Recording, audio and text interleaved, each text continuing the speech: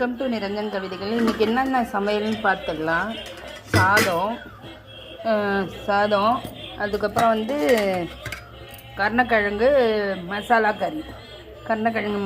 கறி அப்புறம் இன்றைக்கி வெஜிடபிள் பாயா பாருங்க. நம்ம எல்லா வெஜிடபிள் கேரட்டு, நூக்குல், அப்புறம் சவு உருளைக்கிழங்கு, பட்டாணி எல்லாம் சேர்த்து நம்மளோட சூப்பரான வெஜிடபிள் பாயா சூப்பராக இருக்குது பாருங்கள், கலர்ஃபுல்லாக.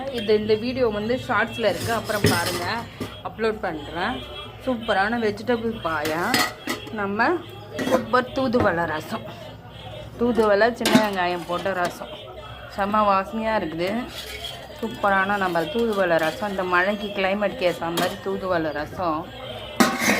இது குடிக்கிறதுக்கு பட்டை லவங்கம் இது போட்ட தண்ணி, பட்டை லவங்கம் ஏலக்காய் போட்ட தண்ணி. காலையில் இட்லி செஞ்சேன், நிரஞ்சாக்காக இட்லி செஞ்சேன்.